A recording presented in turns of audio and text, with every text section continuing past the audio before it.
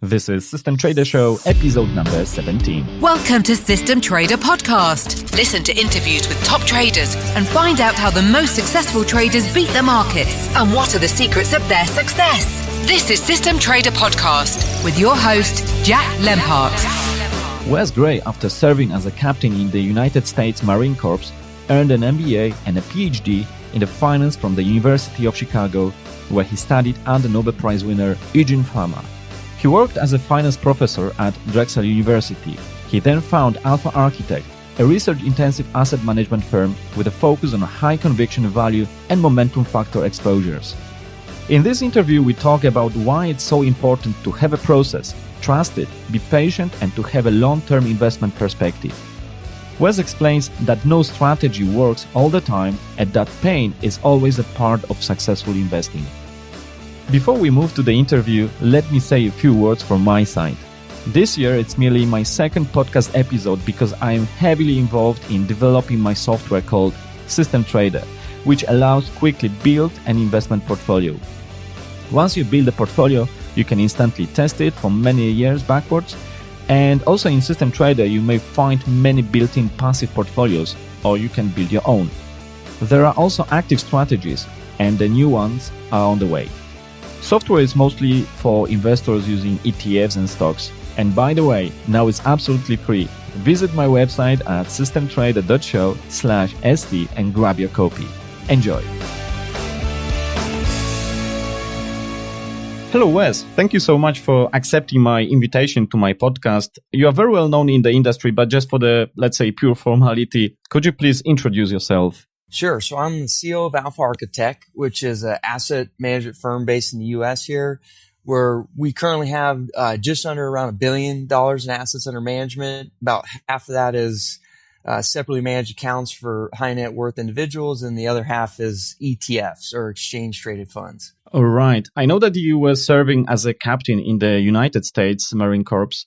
So how it happened that after serving in the United States Marine Corps, you decided to move to the financial area? So I actually had started in deep finance beforehand. So right out of college, I basically went to grad school and was in the PhD program for a few years. And then I actually left, went on a sabbatical, was in the service, the Marine Corps in particular, and then did that for 4 years. And then I re-entered the PhD program to finish off my dissertation and research, and then became a professor and then eventually launched the business. So I had like a weird path where I was in finance before, went to the service for a while, and then came back. All right.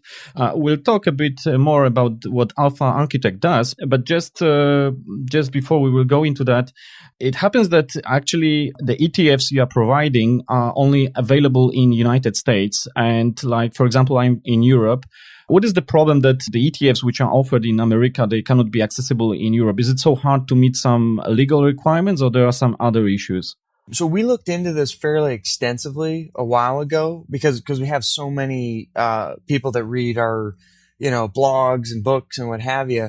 And the issue is that the requirements that actually the European financial requirements are actually conflicting with SEC requirements. Mm-hmm. So the only way that you can really facilitate that sort of operation is you literally have to set up a separate business entity in Europe. Most people do it in Ireland, which is obviously extremely expensive and outside of our, capability essentially. So really the only people that can do that would be firms like iShares, Vanguard and what have you. But smaller boutiques like ourselves, even though we have almost, like I said, $1 billion under management, that would require investment that is just beyond our scope.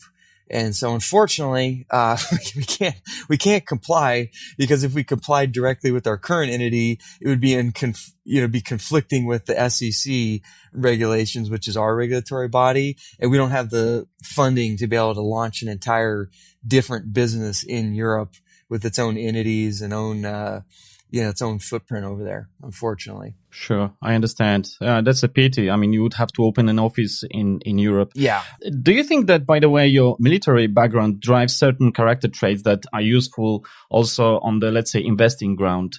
I do. One of the things that you learn in the service is basically how to make decisions under duress and where there's a lot of chaos and emotion involved, which is in many respects like financial markets. Like obviously in financial markets, you're not getting shot at and, people trying to blow you up, but it's the same sort of idea where you as an investor, you're trying to make a decision amidst a lot of uncertainty and a lot of stress and chaos in financial markets. So I think a lot of the things you learn in the military, in life in general, are very applicable to financial markets for sure.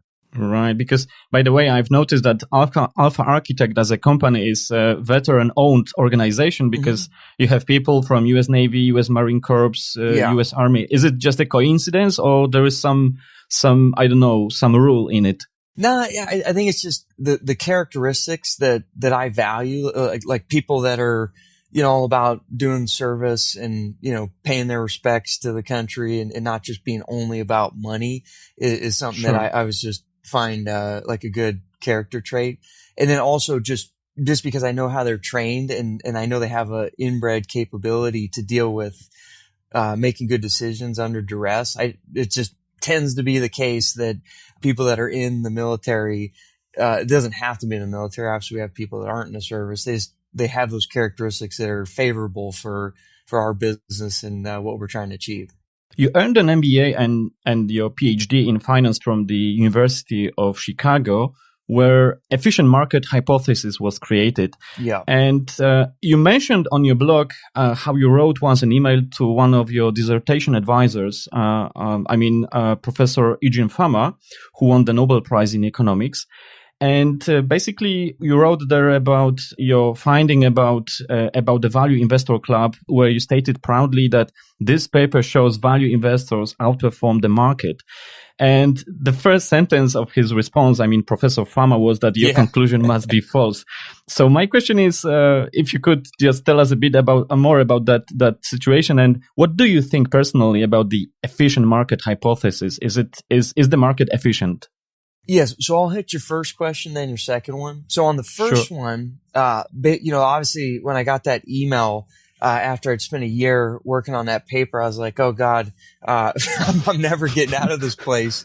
But really what he was, unhappy with was the wording, because my statement, he's very keen on language and being very precise, which is obviously reasonable. And I had said that, basically implied that all value investors can beat the market. And then he made me change the language to say that the sample of value investors I analyze seems like they can beat the market, right? So he's a stickler on precise language, which is obviously a good thing. So that was kind of the situation there. In the end, it wasn't a total like, this is stupid. It was more like, you need to just fix your language a little bit, thankfully. And then as far as my thoughts on the efficient market hypothesis, I'm actually a huge fan. So, and I'll tell you why. I think the efficient market hypothesis is a great null hypothesis in the sense that it sets people up for success, not failure. I think it's much safer that when people approach the markets, they just assume that prices are correct. You can't beat it. There's not free money lying around. It's incredibly difficult, et cetera, because then in order to convince yourself to do something more active or something that you think can beat the market, it requires a lot more effort. As opposed to the inverse of that, where we just assume markets are wildly inefficient and there's free money everywhere. A lot of times that'll have people go down paths where it seems like it's easy, but then they didn't realize that, wait a second, the market was efficient and, maybe I was picking up pennies in front of a steamroller and now I lost all my money type of thing. So I'm a huge fan of it as a baseline null hypothesis that we can build upon with a lot of rigor and thinking deeply about, well, why does this not apply in my unique case? Right. So as Buffett says, investing is simple but not easy. Mm-hmm. On your blog, you wrote a great article titled "Even God Would Get Fired as an Active Investor." Yeah. Could you please tell us what the main conclusion from that article is for active investors?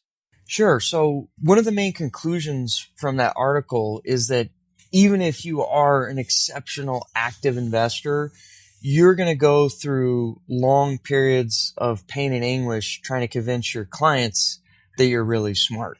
And the way we kind of brought that to bear is we just took a portfolio that cheats, right? Because after the fact, we already know which stocks, were the best winners over 5 years, for example. So we just did a portfolio sort where we just created portfolios that on purpose buy the 10% best winning stocks over the next 5 years.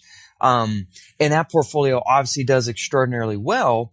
But what was incredibly surprising to us is that portfolio also is subject to a lot of generic market risk and volatility and bouncing around.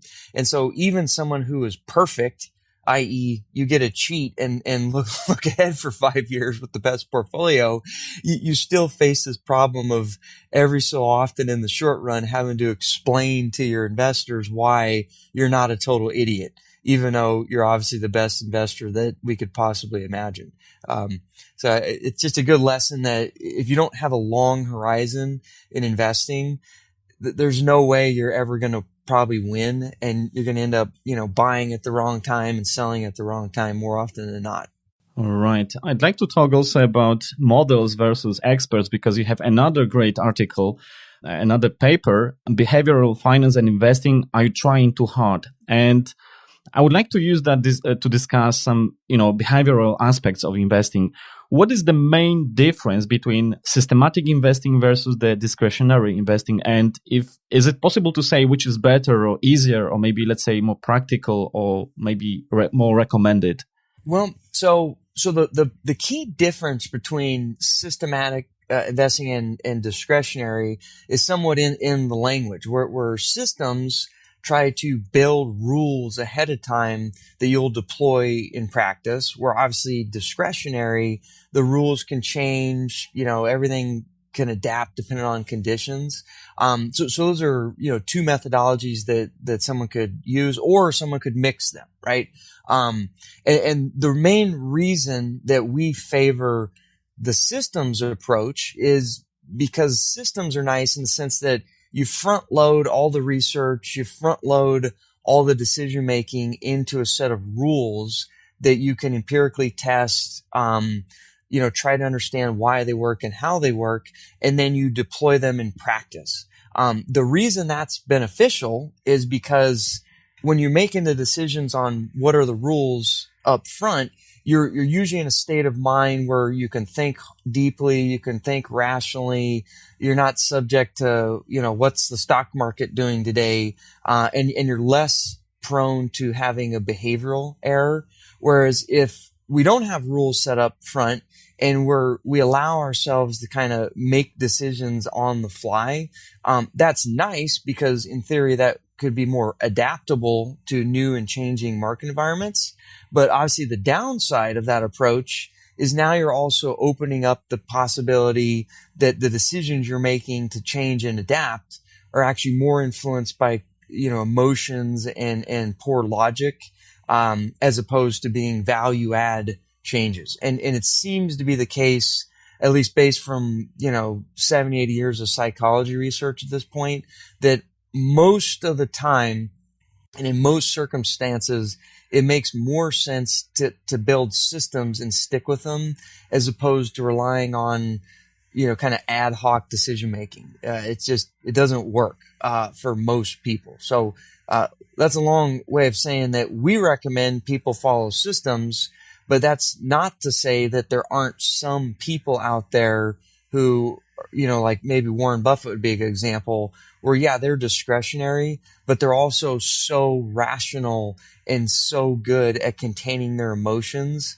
that maybe they can make that work for them. But that would be the anomaly. That's not the norm, is what I would suggest to people. So let's say that we have an expert with years of experience in the particular field, let's say in investing. And do you think that such people are better equipped to make unbiased decisions to overcome these behavioral issues? Mm-hmm. Or is such assumption simply not valid? So it's actually counterintuitive, but most of the folks that actually study this exact question highlight that experts are a lot of times even worse than normal people. And the key reason for that is really confidence, right? So the problem is whenever you're an expert in something, you start to establish an ego in that particular expertise. And that usually leads to becoming overconfident in your own knowledge. Whereas kind of the nice thing about being ignorant, and they say ignorance is bliss, is you go into a lot of problems where you know you don't know anything, so you're less likely to actually think you know something. Whereas the problem with experts, if they don't build systems and ways to avoid the overconfidence problem, they'll a lot of times make decisions and come up with forecasts where they will be 100% confident that this is correct because they've been doing this for 30 years. And the problem is they've eliminated the possibility that maybe they're not correct. So again, there's really a trade-off. Like obviously experts are great because they have a lot of knowledge, but there's also the curse of knowledge. When you think you know something really well, you tend to get way overconfident and then you end up blowing things up. And it seems to be the case that on average, experts in many respects actually are worse decision makers even than normal people because of this behavioral drag associated with overconfidence, basically. Okay. And in your article, you mentioned, and again, I will go back to your career in the U.S. Marine Corps. You mentioned about the standard operating procedures, and basically it's a kind of, let's say, maybe I'm oversimplifying that, but it's like a kind of a algorithm how to adapt or what to do in a certain situation.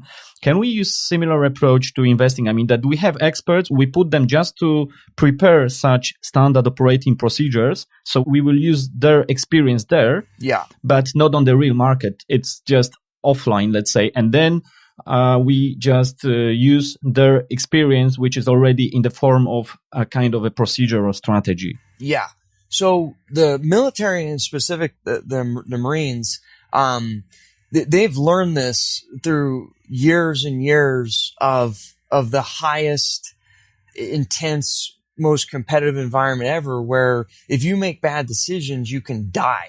Right. So there's a lot of incentive in the military to come up with good decision-making processes, in ways of thinking about the world, because the downsides are huge. Obviously, one would argue that in the financial market, there's also downsides because you can lose a lot of money, but you think that at the margin, the military is got the most to lose. So they really think hard about it. And basically what happens in the military, specific in the Marines, just because that's where I come from, is the whole point of standard operating procedures is up front. We want to rely on experts, people that have been in military situations for years and decades, to come up with rules that we want to train people to follow, because we know that when they're in those contexts, because of the emotions and because of the chaos, a lot of times they'll make a decision that is actually not the right one because it just feels good, but it's not actually the right idea. And I'll give you an example.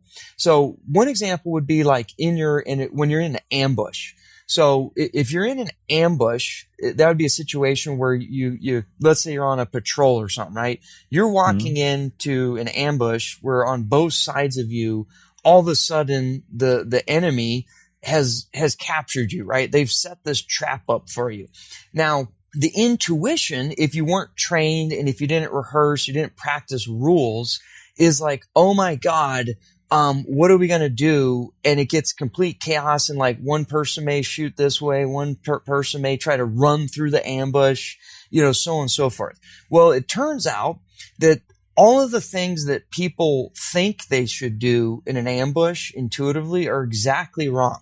Because in an ambush, the standard operating procedure is counterintuitively run towards the most intense fire.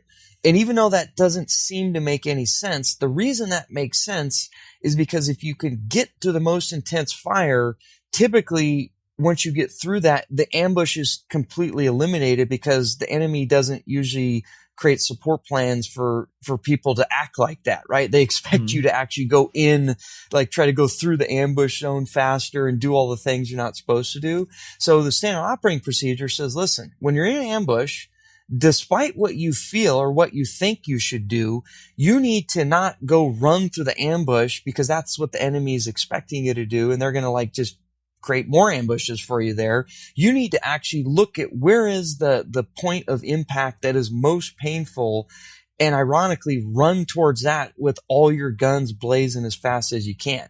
Because time and time again, we've learned that that is the approach that will actually minimize, your casualty rates and maximize your chance of success, even though it feels in that moment like the worst idea possible. And so again, the reason you have those rules up front and the reason you train them and the reason you get people to say like, hey, we have to throw away what we feel, we need to follow these rules, is because these have been established, with years of experience, years of thinking, years of data as the best. Nothing's perfect, but these are the best ways to, achieve some goal. And so again, the analogy to investing is you want to establish a rule up front, because when you're in the ambush of a market, and let's just say the market is in chaos, right? It's, you're down 20%, you're down 30% or whatever it is, all your intuition and all your emotions are saying, for example, sell, get out, like we're all going to die. But the reality is kind of similar to like how the operating procedure and the services, when that chaos happens, you don't do that. You actually go towards the chaos. So maybe the rule is if you're in a massive drawdown, you don't run, you actually like double up, right? You go into the face of chaos because that might end up being a better decision. But the main point is you want to establish rules ahead of time where you're thinking in a sane state of mind. And then once you have those rules in place, you implement those in these emotional, stressful events, to try to eliminate bad decisions that occur when people get stressed out, basically. Right. Great. Thank you for that. So it seems like we should switch off our system one, let's say, and we should rather follow the procedures. Yes. Because the emotions are not the best idea to follow them in such a stressful situation. Yep. But what if experts then, let's say, if we go back on the markets, what if the expert would use models? So let's say that we have a model, we have a procedure. Do you think that this could be helpful to improve decision-making process also for experts? So this is a hypothesis, and it makes a lot of sense at the outset. And the basic hypothesis is, okay, we have some standard operating procedure or model that has these rules that seem to make a lot of sense. However, we also have an expert who may have a lot of, great judgment, decision-making experience, and they're going to be able to pick up particular nuance. So maybe what we can do is we can have an expert use discretionary decision-making alongside a quantitative, model or systematic process. So people, and this is kind of intuitive, you kind of get the best of both worlds, right? You get the expert's judgment and the model's, sanity and good baseline ideas. So the problem with this approach is, or it's not a problem, it's just there's a trade-off, is in theory it could work. You have the system plus the expert that can, adapt to the situation and presumably add value. But going back to our discussion prior about experts and discretionary processes, is the experts are humans, and the experts always in general tend to get overconfident in their ability to look at a unique situation and apply their expertise to add value above and beyond what the model was already telling you. And so even though it's a great theory, when people actually study this in the labs and in different contexts, on average, it's better to just follow the model and not listen to what the expert has to say after the fact versus following a model, but allowing an expert to kind of tweak it and twang it, when you're in the midst of chaos. So again, that's what I think the evidence suggests. And it makes sense when you've understood how the human mind works and you understand that experts tend to be overconfident. It's just they're potential benefit usually gets outweighed by the cost of the fact that they're still humans and they make errors. And there's not really a way to eliminate that as far as I know.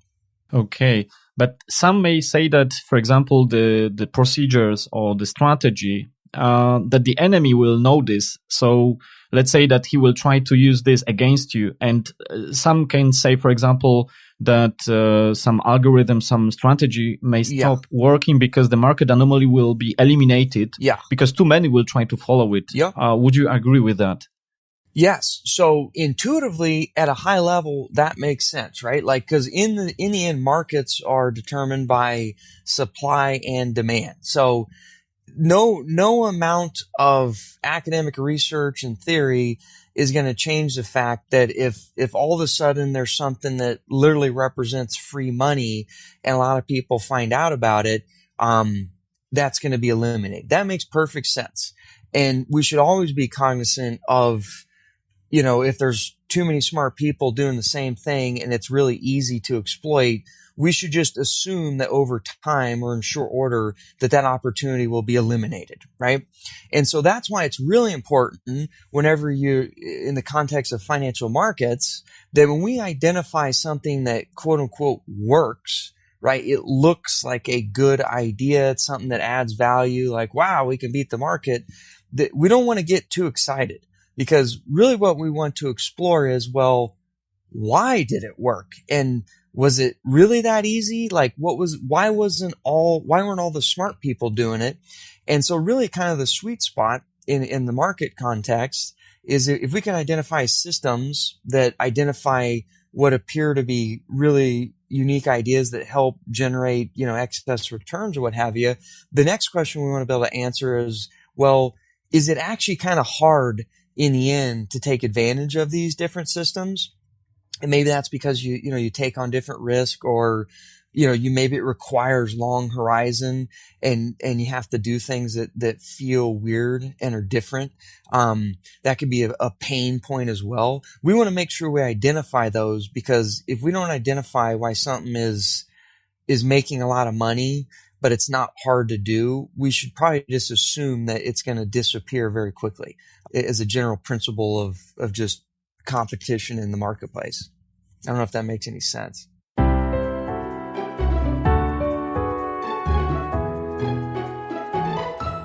So would you agree that because of the behavioral biases, we have certain anomalies like, let's say momentum, for example, and because of that, it's working, but in the long term, but in the short term, there's pain to go through. So no pain, no gain. Yeah, we could say. Exactly. And so for momentum, for example, is a pretty good one. There's a ton of evidence, obviously, that the most simple of strategies you can ever imagine, just buying winners, because winners keep winning. It seems like, well, how could something that's so easy like that work? Well, the reason that works is because if you actually look at doing those strategies, a lot of times they expose you to, one, some additional volatility, because they whip around a lot more on the upside, which is great, but also on the downside. But even when we account for that volatility, they still seem to generate excess returns. So you'd ask the question, well, why don't smart people just do that? Well, they generate those excess returns, but when you look at momentum strategies and implementation, and you look at how they perform relative to, say, standard benchmarks and other things that people pay attention to, well, the downside is if you're a pure momentum person, you have to do things that a lot of time feel extremely painful, because you could be way above the market, but you can very easily be way, way below the market for extended periods of times. And to the extent that creates pain and anguish for you, because maybe your investors, start throwing tomatoes at your face or whatever it is, there's a cost to doing these strategies, which prevents a lot of smart money maybe from doing them, because it looks good on paper, but in reality, if I do this strategy, my clients are going to hate me, what have you. It really does go back to, we always want to identify, where is the pain in this thing? Because I know it's here somewhere, and if I can't identify it, it probably means it's not going to be a a feasible strategy for the future, unfortunately. Right. Most people are very skeptical about, let's say, systematic approach because it's very counterintuitive. And there's an old quote by Peter Lynch who said that you can't see the future through a rearview mirror. Yeah. And how would you reply to those saying that, especially now when they say that this time is really different due to, for example, zero interest rate policy? Does it mean that all we saw in the past, in the historical data, is not applicable, and based on that, we cannot just simply build a reliable model for the future because we have never seen such thing before? Yes. So, I mean, in the end, like, who knows? But I always focus on just human nature and first principles. And one of the things that we do know is that stock markets and news flow, 99% of data represents noise, and it doesn't give us any sort of reliable way to improve our forecast. So if you start off with that baseline assumption, which is empirically been shown over and over again to be the case, what I mean by that is, like, people get so attached to, like, different data points and different narratives, and they implicitly assume that they have forecasting value, which is when they say, hey, we should change or adapt. That's what they're saying indirectly. Like, this signal has forecast value. Well, the problem with that statement is that most signals don't have forecast value. And the reason I make that point is, luckily, we have literally at this point hundreds of years of data on every single market, every single asset class, everything you can ever imagine, where we've been through world wars, civil wars, Great Depressions, things that are so crazy that they make even our current situation somewhat pedestrian, right? Like, everyone's like, well, we're in a, this pandemic, and oh my God, interest rates are, it's like, guys, like, we've been in World War II's, situations where people are, like, dying. Millions of people are dying. We don't even know if, like, the future of civilization will exist in the next 5 years. And you're worried about, like, COVID. Yes, I understand that's unique and challenging, but in the context of the history of mankind, this is nothing, right? And so through that historical lens and that broader context of, is this time different? It's always different, but in the end, it boils down to understanding human nature. And what I've kind of came around to after, beating my head against the wall for so long is, in the end, what matters is the human. And what humans care about is they like reward and they don't like pain, right? And so in the end, whatever investment strategy you're going to do or whatever you're trying to predict, what I always think about is, one thing I know, one first principles of markets and mankind and humans is that humans like rewards and they don't like pains. So whatever algorithm, whatever system, whatever I'm trying to do, to the extent that I'm thinking about marketplace as basically a collection of humans that enjoy gains and don't like pains, whenever I identify systems or I'm going to change a process, I need to make sure that whenever I identify a situation where there looks like there's a potential reward, I need to identify, well, why do the humans maybe not want to do this? Because there's identifiable pains. And they may not be explicit. They may be more complicated because of, like, career risk issues or requires discipline and a long horizon, what have you. But if I can't identify those pains and those gains on whatever decision I'm making, I'm not going to rely on it as something that's going to actually increase my forecast ability. And maybe a good example of that might be like ESG investing, right? So, and I have no issues whatsoever with ESG and the principle and the idea of, like, hey, if we can leverage our investments to improve, economic or, environmental health, social health, whatever, that's great, right? But if I think about it from a investing perspective, when people tell me that they expect to earn higher returns by investing in ESG type ideas, like things that are better for the environment or whatever, I say, okay, well, that doesn't make any sense, because I'll tell you why. Why would you expect more benefit something that's actually less painful? Where less pain argument is that Well, if you're investing things that basically give you a hedge against, like companies that have a hedge against a tail risk associated with, environmental destruction or what have you, that's actually a huge benefit, right? Because they're basically providing you insurance against the state of the world that, we're going to burn the forest down or whatever. So if anything, if you're going to buy insurance, you would expect lower expected returns. Not to mention that it's incredibly easy from a career risk standpoint, a sales and marketing standpoint, to be able to hold firms and companies that engage in activity that makes you feel good and happy about what you're doing. So if that, to the extent that that's beneficial to the humans who invest in these things, why would you expect them to earn higher returns, right? Because in the end, I know that humans, if they want to get higher rewards, they require higher pains. So if you ever tell me a story, you have an investment approach or anything where your story is all about why this is less painful for the humans, all I'm thinking in my head is, well, this is going to give you less return than, over the long haul and out of sample. So that basic principle, which extends beyond like what the Fed's doing or whatever, is just something that I always force myself and I encourage other investors to do is if you identify expected benefits, we need to make sure we understand where are the expected costs, because that's how the markets will in the end price them. Is a high level framework for thinking about all these things. Yeah, it makes sense. Thank you for that. So in the end, I mean, we are just humans, so we may be in different times, we may have different problems, but in the end, we have the same emotions. And yes. And I think that the evolution doesn't work so quickly that within a few centuries, we are adapted to be so rational on the markets. Yeah.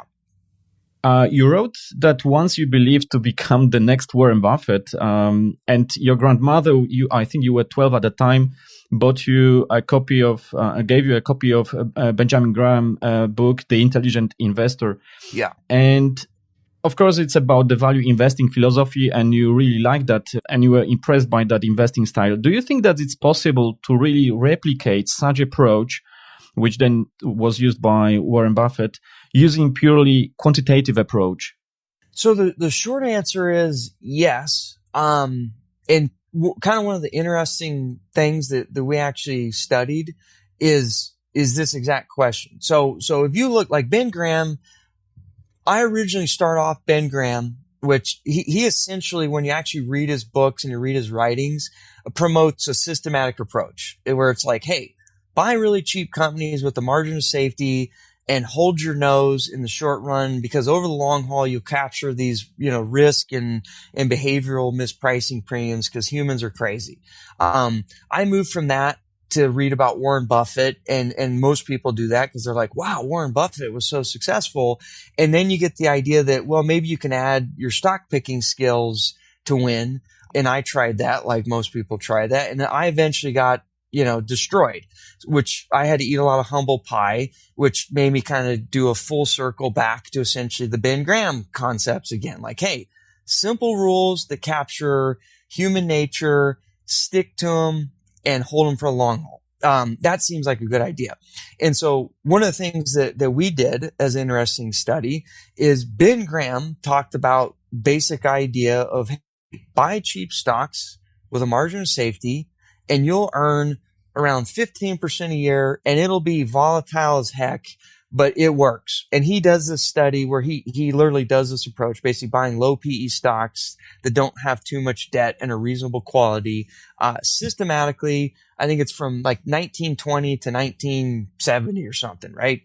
And he writes this article about it in some journal right before he passed, in a CFA journal. I think it was Financial Analyst Journal. And so what we did, with the benefit of hindsight, this was in, about 5-10 years ago, we said, wow, all these people argue that, these value strategies, they're just too easy. They don't work. Well, Ben Graham wrote about this in 1970, like buy cheap, and amongst cheap, get high quality ones, hold your nose. It's going to be painful as hell to do this, but over the long haul, it'll work. And so we just replicated that from 1970 up to 2000 and what I remember 10 or something like that. It just low PE, but high quality, low PE, And let's just look at what happens over the next 40 years out of sample. And guess what? The same thing. It had around 15% return, insane volatility. You look like a total idiot over 5-10 year periods sometimes versus the market, but it worked, right? And so this is completely out of sample, same strategy. It's so easy. A caveman can do it. Same result. And so that was very perplexing to me, but not really after knowing how humans work, right? It's a simple strategy with simple rules that we can show people, listen, this works. And it works because there's a lot of pain involved. So yes, there's a lot of gain. You get these excess returns over the long haul. But we're going to highlight that it's also a lot more volatility, and there's huge opportunities to look like a total idiot for extended periods versus some benchmark, right? And to the extent that's painful, because you always worry about what your neighbor's doing, you're not worried about your own situation, which is an unfortunate blight with human nature. We always care about what other people are doing. This is very, very painful to do, even though it seems so easy. And the best analogy would be dieting, right? Like if people are overweight, you say, well, to lose weight, it's simple. Eat less and work out more, and you will lose weight. And you can give them all the evidence in the world. You could tell them how easy it is. It's the easiest algorithm of all time. And yet, when you tell the fat person to do that, for some reason, they just can't do it, right? So we know there's a reward, but it's also has a lot of pain. And so just like dieting or anything in life, it's just like investing. At Ben Graham, I think people just have to relearn these kind of lessons over and over again. I can't explain why humans are what they are, but it just is what it is. And I've circled back to the Ben Graham philosophy over time. It just took me 20 years to get back there. Wow, that's a long journey. In the light of the fact that it's hard to beat the market, what do you think then about passive investing? I mean, where we just, let's say, create a permanent global portfolio, and the only thing we do is from time to time, we do the rebalancing. Does it make any sense to you? I think it makes a ton of sense, because when you invest, really what you got to focus on is what you can control. And what you can control potentially is your behavior, your taxes, and your fees. So to the extent that you're like, you know what, I've read enough about Dan Kahneman's books and research on humans, and I know myself, I just can't control my behavior. Fine. I can control my fees and my taxes. So passive investing is a great solution for those who have eaten the humble pie and just recognize that they just can't deal with the behavioral problems, but I'm at least going to control my taxes and my fees. So I think it's a very reasonable approach for people that they're just cognizant that they can't manage their own emotions. Passive works great. And the only reason you would want to deviate from that is to the extent that you also are going to focus on what you can control. And one of those levers is your behavior. And you can look yourself in the mirror and say, over a 10-year period, I want to outperform, but I'm also willing to underperform for 8 out of those 10 years. And I'm fine with that. And if you're cool with that and you can control behavior, then okay, maybe now you should deviate from, passive, low cost, tax efficient portfolios. But that's a very challenging thing that you ask of yourself. And so I don't really recommend it unless you have very high confidence, ironically, in your ability to not make stupid decisions. Otherwise, passive is probably a good baseline for a lot of folks out there. Okay, because passive indeed, it's again simple but not easy. Yeah. But as you said, I think that for majority of the people out there, the problem is that if we try actively invest our money and we look different, and especially if we temporarily we lose against the broad market with the passive investors, then it feels us very, very bad, and therefore that's why it's so difficult. Okay. Your company specializes in providing factor ETFs. Could you just simply explain to those who are maybe not so experienced what is factor investing, why it works or why it doesn't maybe work? Yeah. The simple way to think about factor investing is we're just going to look at the characteristics of individual securities and try to understand how those predict expected outcomes. And then we're going to form portfolios on these characteristics that we know on average are related to particular outcomes we may want, and build portfolios that way. For example, we know historically, and I'll explain why people think this works. We know historically, for example, that buying smaller, cheap stocks, in general, firms that have like cheapness characteristics and small characteristics in combination, on average, earn higher expected returns than, say, large stocks that are really expensive.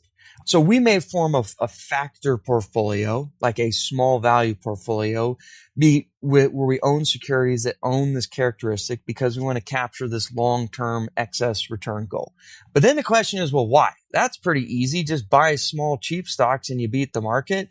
Well, again, there's a reason probably why characteristics predict expected returns. And that reason is that characteristics typically proxy for pain in this context, right? So owning small and owning cheap securities, even though that's just the characteristic of the underlying stocks, well, those characteristics usually proxy for additional risk, right? Because when you buy small stuff that's really cheap, well, it's probably because there's some fundamental risk associated with those companies. Why would they be cheap?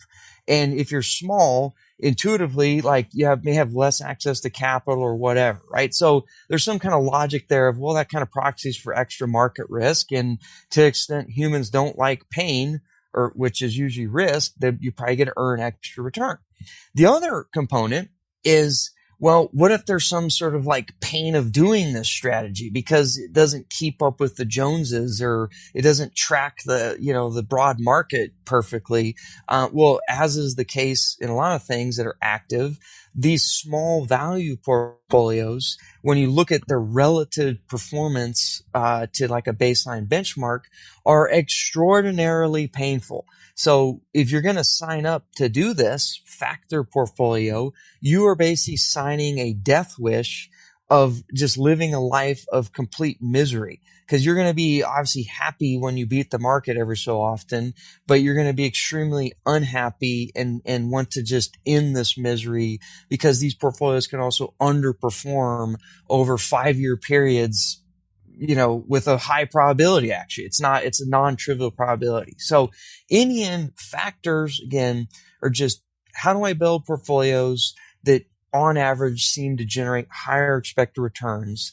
And the reason why that is typically the case is because these characteristics of these factor portfolios proxy for pain.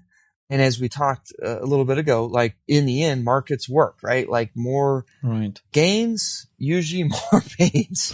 And so that's all factors are trying to do, is how do we smartly and efficiently, capture pains in anticipation, if our goal is obviously to generate extra returns, get extra gains. You can also use factors to, systematically maybe lower your pains, but that's also probably going to lower your expected gains. But at least it's an efficient way of doing it, as opposed to, throwing a dart against the wall because you think some company is going to do, something or not do something.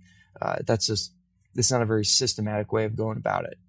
Okay, so factor investing, again, no pain, no gain. Yeah. But for those people who are interested about such approach, your ETFs are fully systematic, right? There is no place for discretionary decisions. You got it. So on the whole point of our ETFs is we're very cognizant, and a lot of people are in the business, that the biggest challenge of investing is not knowing what works or how it works.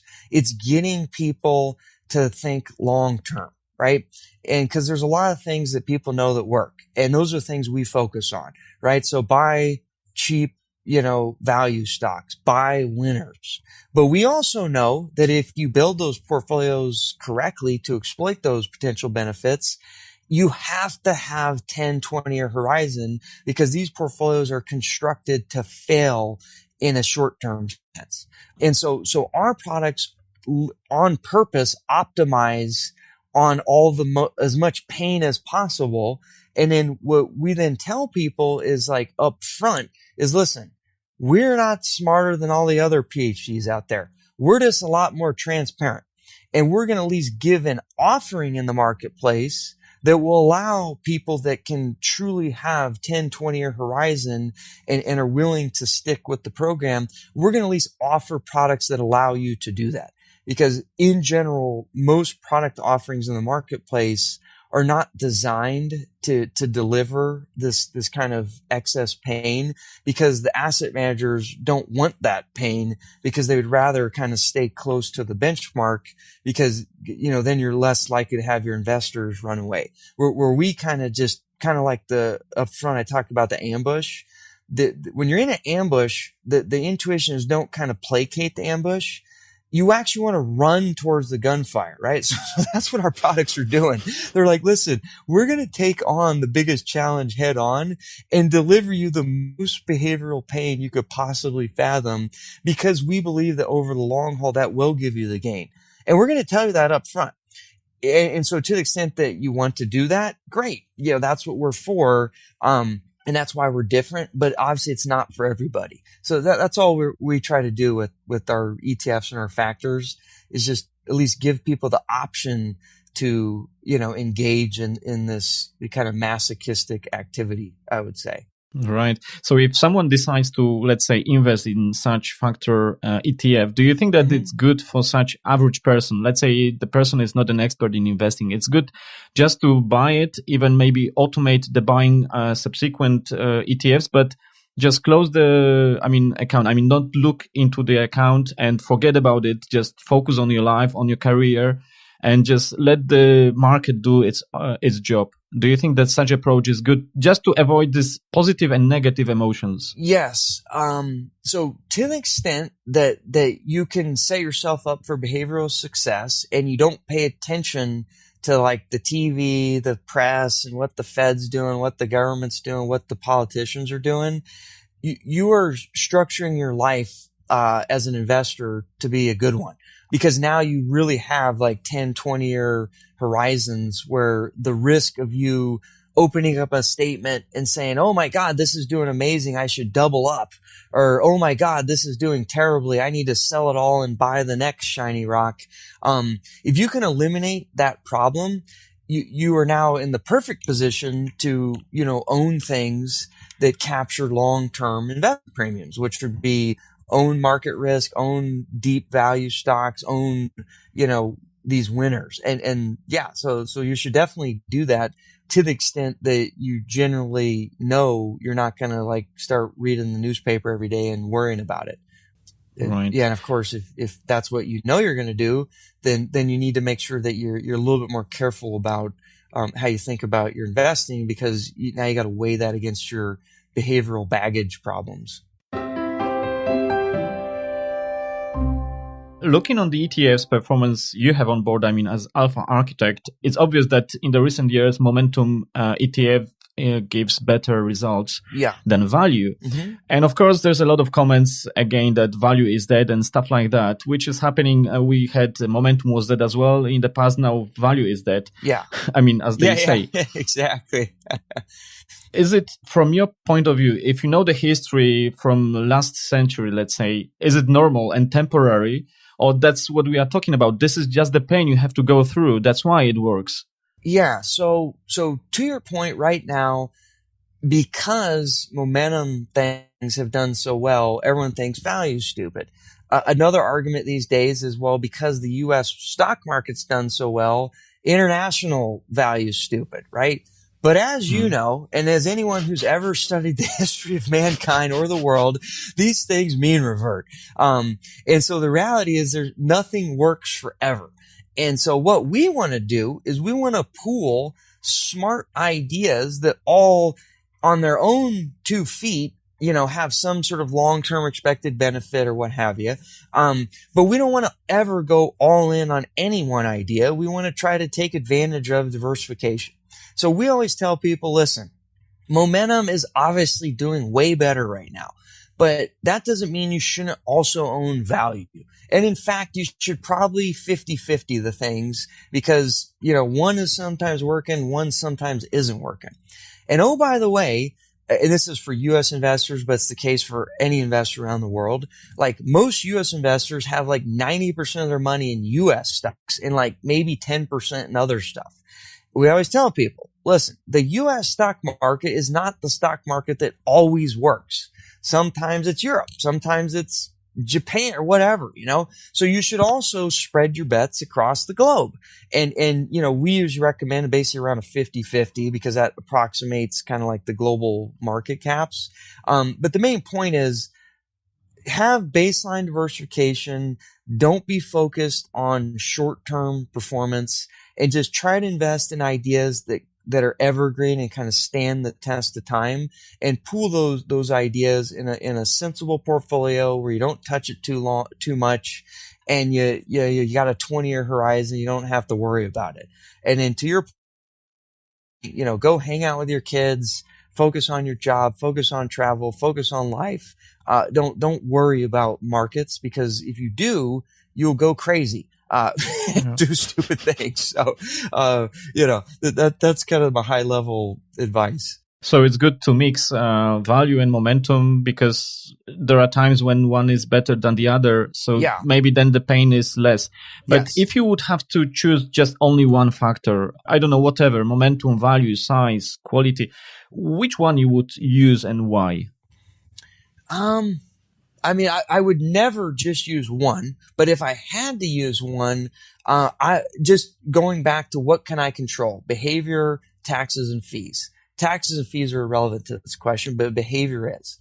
So if you gave me one, and I know the one thing I control is my behavior, I'd say, well, what's one of these strategies behaviorally I could control myself best? For me, that would be value, because value fundamentally, I have the most conviction as like a core belief in why value works and how it works. And I know that I can stick to that strategy no matter what at the margin versus other strategies. So if you only gave me one thing, I would just focus on my own behavior. And I know my behavior would be best in a value context. So I would choose the value, like a deep value strategy, just because I think my behavioral issues would be more likely to be controlled versus if you made me do something else, would be my answer on that. All right. And especially now, as you said, these anomalies are mean reverting. So if value had such a bad recent history, then maybe there are good times for value in the near future. Yeah. I have a couple of questions from my listeners, and the very first one is about the dual momentum with the idea by Gary Antonassi. Yeah. And what do you think about trend, absolute momentum and relative strength combined together?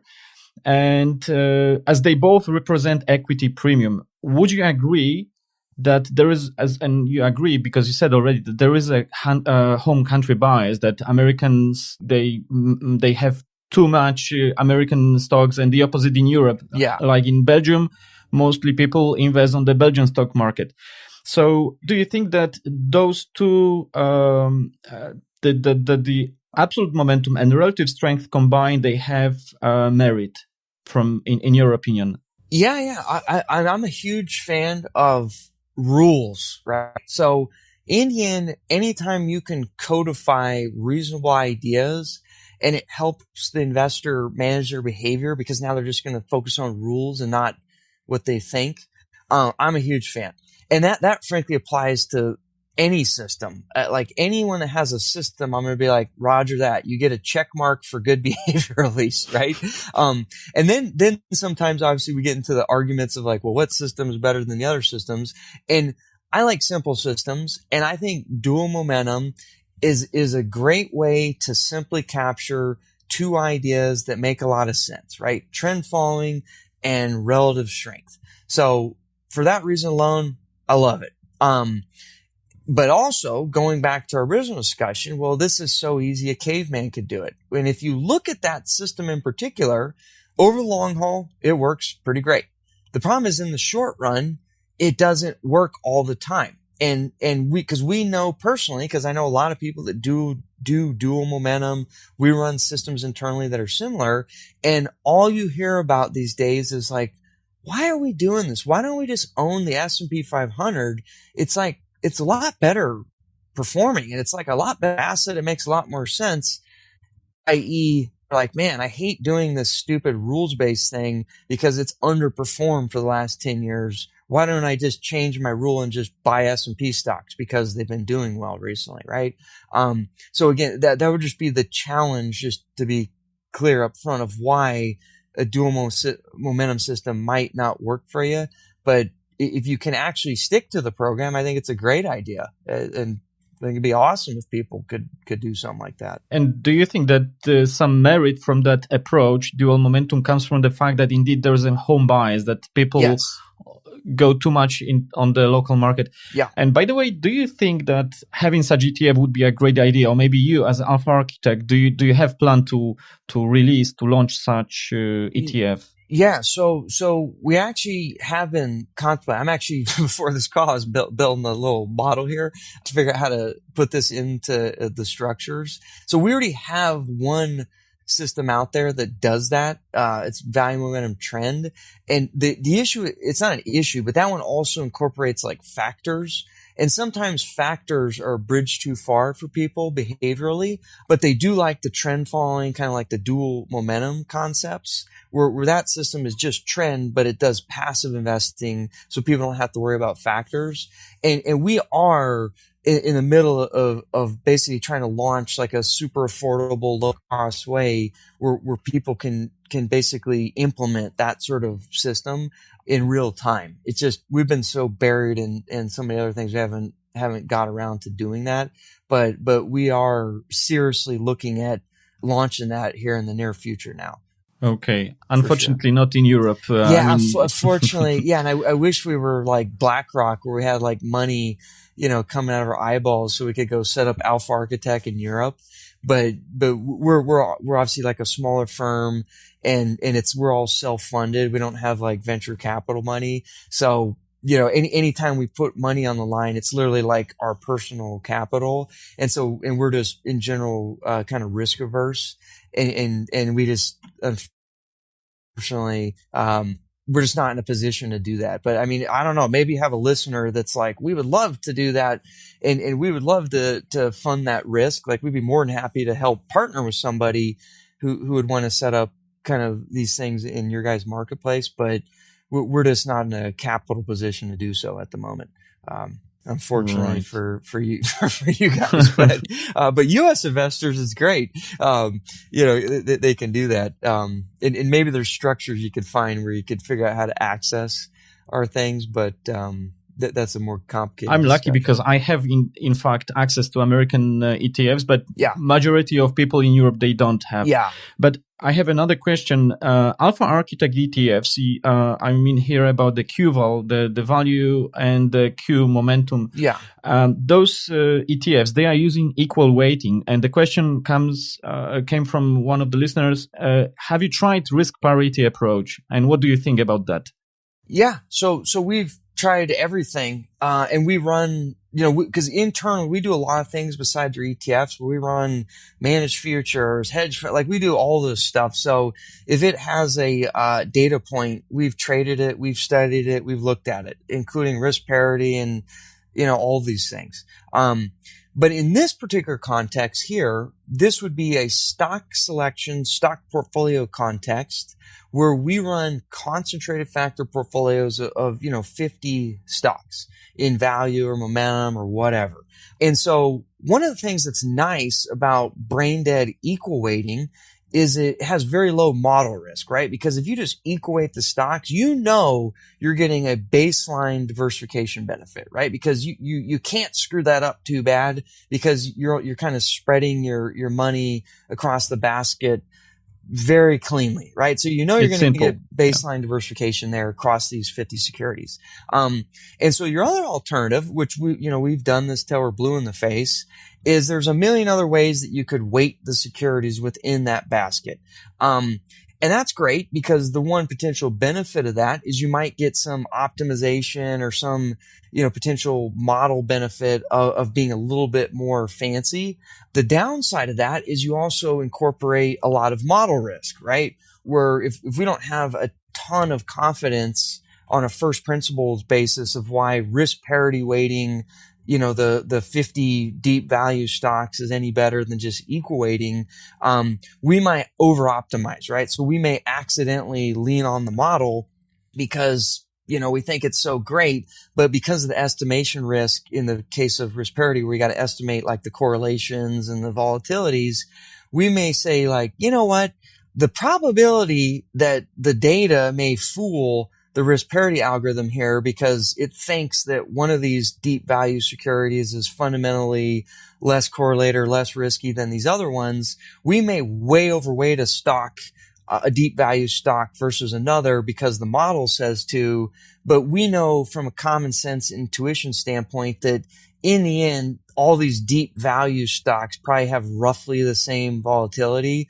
So instead of like increasing complication and therefore model risk, we'd rather just not do that and simplify and ensure baseline diversification. So that's why in this particular context, because we think model risk and estimation risk is so high, it's just not worth going down the complexity rabbit hole, because we think the simple version is just much more sane, frankly. And this is something that we always have to weigh, is like complexity and the benefits versus the cost. And our kind of null hypothesis is always simple is better unless proven otherwise. And we've never been able to prove to ourselves, nor have we had outsiders prove to us that, more complex ways of going about it in this particular context make any sense. In other contexts, I'm a buyer of, volatility weighting or risk parity weighting and all kinds of other things, but not in this context of stock portfolio weighting. Yeah, as they say, if you torture your data long enough, it will confess to you anything. So. Exactly. You got it. Now, just to give the listener some context there, what would be a context where maybe I would do that? Well, obviously, if I had a portfolio of T-bills and stock and one T-bill, I'm probably not going to equal weight that if my plan is to try to extract or take equal risk, because obviously the T-bill has no risk. The stock has like a ton of risk. And so if I just do 50% stock, 50% T-bill, like clearly this portfolio is going to be dominated by the risk in the stock. So those are situations where, depending on your objective, maybe doing some risk parity weighting or volatility weighting would make sense, because fundamentally a T-bill like clearly has a different risk profile than a stock. But, so that would be a different context where that might be appropriate. But here it's all stocks that are all deep value. No one can do enough data torturing to convince me of the common sense that these things probably all roughly have similar volatility and correlations. And I don't care how much back testing you show me, you're not going to convince me that, one stock is negatively correlated to the other deep value stock, because that's just crazy, even if it is in the back test. So maybe that just gives the listener more context. Yeah, thank you for that. Another question. You have two ETFs, QVAL and QMOM, and the question is how you define value and momentum in those ETFs. Sure. So we have, this is a question that can go like way too long. And I have books, we've written where we have a book called Quantitative Value and a book called Quantitative Momentum, where you could read a whole book about the philosophy of what these things do. But very simply, the quantitative value systems are trying to buy the cheapest, highest quality stocks. So very simply, what is it doing? And this is just the simple version. The value algorithms are going to try to get to the top decile on cheapness. And we use EBIT over enterprise value, which is basically operating income over enterprise value, because that is a value metric that is most fundamentally tied to how business owners think about buying a business. And it's also, in our opinion, most tied to what represents earnings power, right? It's a very simple, highly applicable valuation metric that applies to Google just as well as it applies to, some industrial factory business out in Ohio or something, right? And then once we have that top decile cheap, we then within those cheap stocks, so this is all the stocks that everyone hates, we then just do good old fashioned fundamental analysis to try to identify who is the higher quality cheap stock versus the lower quality cheap stock, which would be things like, are you making money? Are you returning are your fundamental metrics getting better year over year? Are you buying back stock? Blah, blah, blah. So it's basically Ben Graham algorithm, with a few bells and whistles. Buy cheap, and then amongst the cheap, try to get the highest quality ones, right? That's the value algorithm.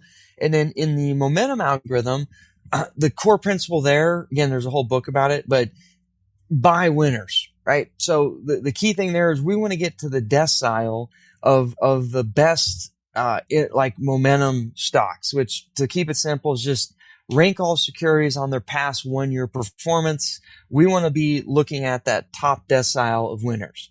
And then the only wrinkle there is within that top decile of winners, we want to focus on how they got to their winner status, where it's kind of long-winded. I won't bore your time here, but we want to get those winners where they kind of gradually got to that super high performance versus they, in one day they gained 100% return.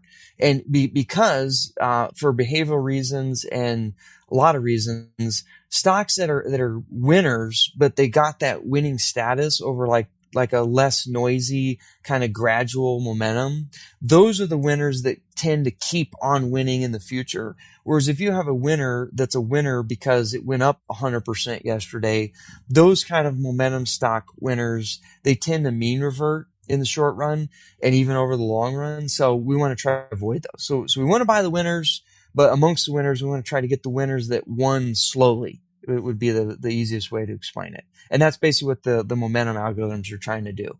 Okay. And do you think that it's better to buy one single multi-factor ETF or to invest in two separate ETFs? Let's say if we have value and momentum, which approach you think is better or recommended?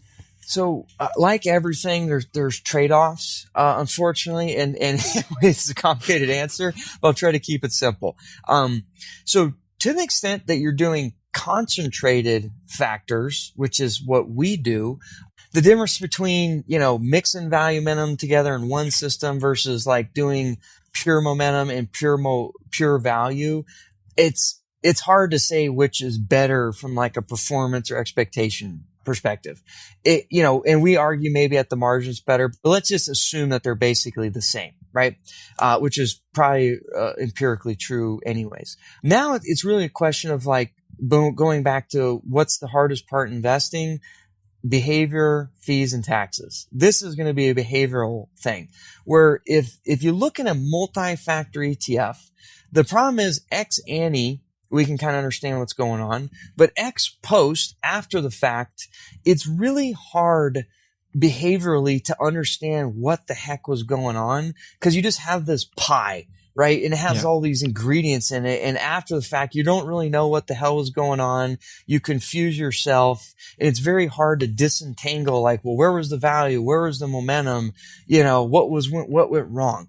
Whereas the nice thing about having siloed approaches that are very clear and transparent ex ante, like before the case, and they're very clear and transparent what happened after the case, it's behaviorally easier to digest what's going on, right? Because you own value, you own momentum, and right now is a perfect example. If you own both of them as an integrated approach, you might be making a few percent.